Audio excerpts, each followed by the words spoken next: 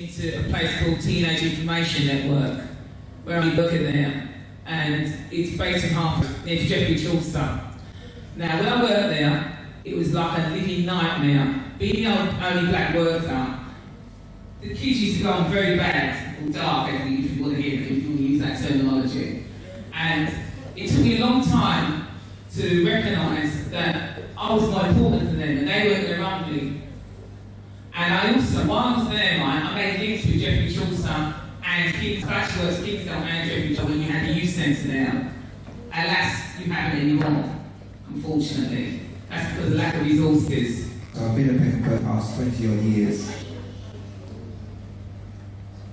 It's to let you know that I know exactly what you're going through, and not that everybody else won't know, but the majority of you, many of you come from Peckham. So just to let you know, I come from those streets as well. The same pavements that you're walking on now, I've walked on. My perspective. The first one was at school. I was playing the trombone at school, and a teacher said to me one day, I was a bit, apprehensive about playing this thing, but I was trying. And one day he turned around and said to me, "Come on, Hanson, with those lips, you're supposed to blow something. You must be able to play an instrument." So I stood there, and I looked at the teacher, and as I looked at him, music teacher, I thought, well, I don't like that. I don't like that. I couldn't articulate my dislike for what he had said, but I didn't like that. Yeah? So from then I told him, you can stuff your instrument, I'm leaving. I never went. That's when everything started to go down in school. And the other significant point in school was, I was very good at drama. And there was a big play going on at the festival halls, I think, at the time. And I was one of the key people to be in the play. The drama teacher came and said, "Well, Hanson, you don't have to do the drama." So I said, "What do you mean? I want to do it." I'll tell my parents, I'll tell my mum, I'm going to do it. I feel really good about this. In the end, they said, "No, we've got a football match going on." So I said, "Oh no, but it's not going to be, part of my, GCSEs and everything else. I enjoy drama. I can do football next week or whatever." I said, "No, you've got to do football." So I said, "Well, I don't like that. I can go football." Didn't know what to do, couldn't articulate it, didn't know what I don't like about it, didn't know what was being placed on me, I didn't like it, I just didn't go football. Now, these things started to happen, and slowly but surely my motivation went down. And then listen to the time. Many of you got that opportunity. As I think it was somebody said, we never had an opportunity, so we flunked. We are known in many, particularly in the world, as the lost generation. People of the 60s, who went to school in the 60s and the 70s, we are known as the lost generation. All of us here went to college, university late. What we're trying to say to you is, don't wait till you're 25 or 26 to start university or college. We're saying to you, go through that time. When you finish school at 16, take your A-levels. When you finish your A-levels, go for the degree. Forget about tech and this and that and that. Go A-levels. Yeah? And then move on to degrees. The other significant thing that happened, and the last thing, was I worked with some people and those people showed me that you can have one pen, just one single pen, and that is an opportunity. From when you have a pen, pencil, and book, you've got an opportunity. Now, these people I worked with, they never had that opportunity. And they envied people like myself, who had the opportunity, who didn't make use of it, because of certain other reasons which I've told you about. So I came back to this country after a long while working with these people, and said, well, hold on, I'm going to do something for myself. And I have a thing called strategy. I've told somebody about it before. The white people, institutions, they have strategy. I have strategy. And my strategy is to overcome their strategy. What they have for me, my strategy will overcome that. And that's what I want you to think amongst yourself. Ask what you like, and we'll get on to that. Thank you.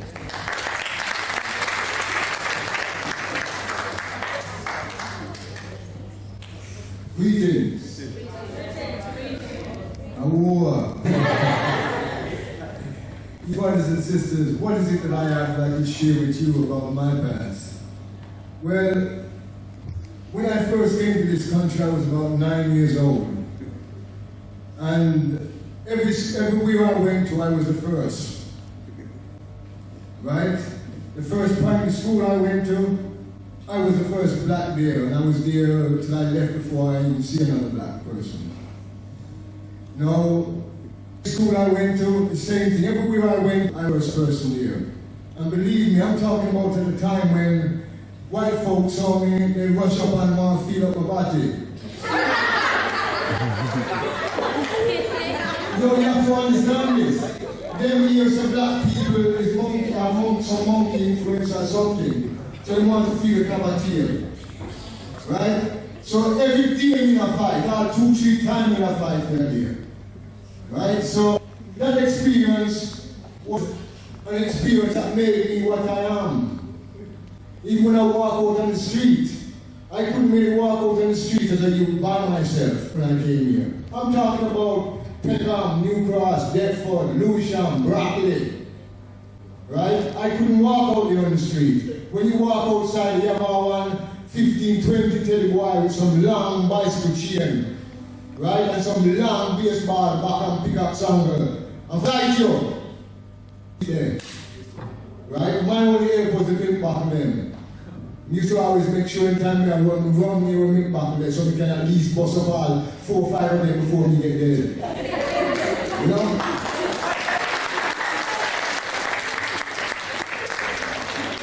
That is the type of mentality, right, I had to come up in.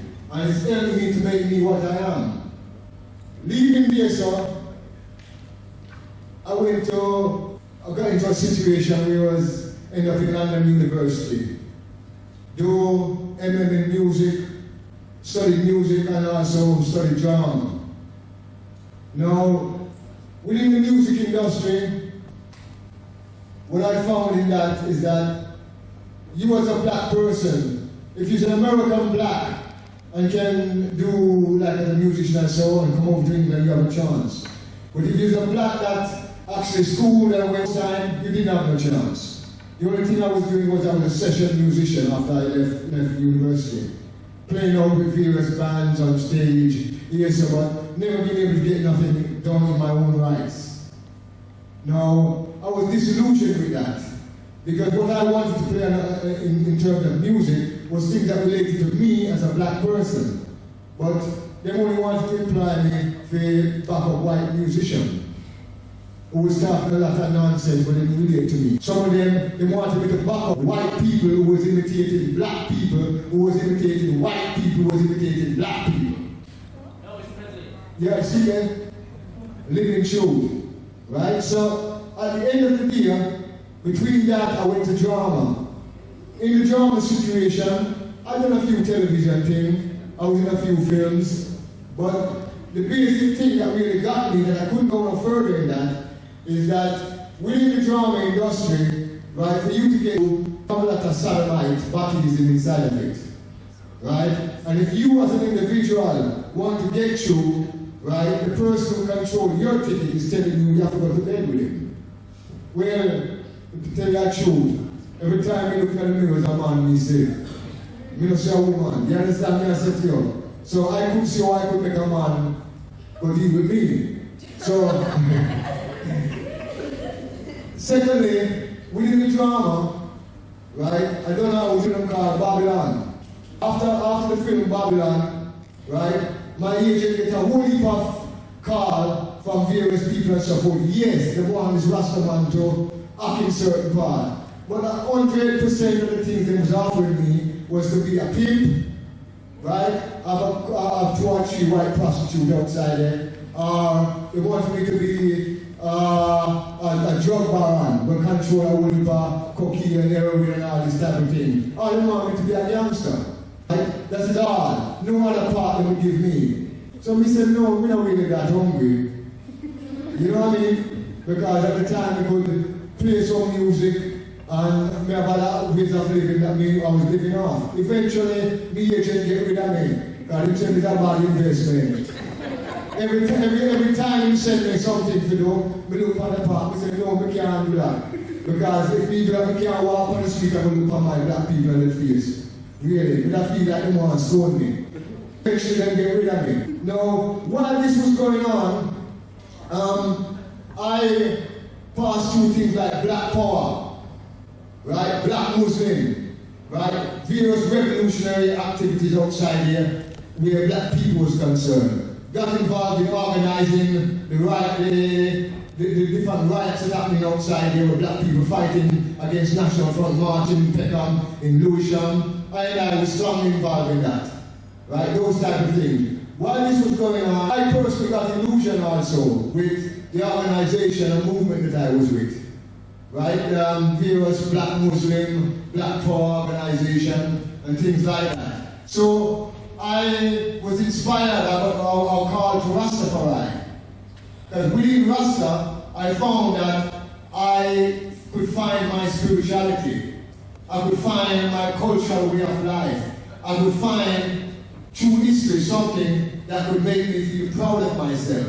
And it leads back to the white man determining and defining for me what my God is, who I am, and where I come from.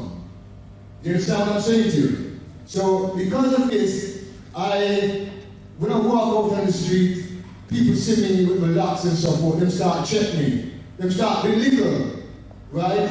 What is man about to have locks for me? What it mean? And things like that. So I was forced to go in to myself, right, to find out about my history, my black history, where it's coming from, right? So through Rastafari, right, I was led into museums, different libraries, different archives outside here, finding out more things about my black self.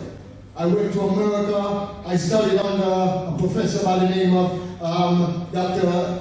A.C. Iliard III. At that time he was a doctor, he's a professor now, right? And I studied black history under him. I done another course amongst people like Akbar, Joseph Benjamin, who are great historian where black people is concerned. So these people inspired me in such a way that I thought to myself, well, yeah, this is something that I need to be at one with. Because when I'm at one with myself as a black person from within, why I can walk over the whole world. Right? And what you need to do as black youths outside here, right? You need to understand where this is coming from. Right? The tribulation and the problem and the trouble that your parents went through. You need to know what it was about. Right? Right the way back to slavery, right the way back to at the time when only black people was on the planet Earth. Why you need to do this is because at the end of the day, if you don't have no knowledge about your past, you will make the same mistake that we and our parents made. And today, the white man, the society, the system will do the same thing to you that it was, because you don't know what mistakes we went through. So it's inevitable, if you are going to be tomorrow's people and take up that banner and run with it, you must do so positively, through knowledge, through knowing. Don't bother with the belief. All type of people will come from out of the sky, modern days prophets and so on, say, God said this, God said that. Them is liars, deceivers, they come to deceive you. What God said, know thyself. And you can only know yourself when you go within. Education, educate means that you should help the individual to bring out that which is inside of him. What Babylon do, in take education as something to cramp into you and brainwash you, right, into learning about how to be subordinated to him. Not to say that education within the system is not beneficial, right? But you must first know who you are, where you're coming from, that you can get the best out of that education system. Thank you very much.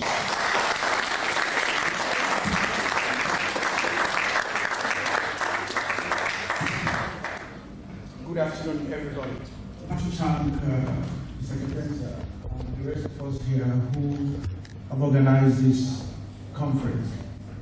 About myself, I came to this country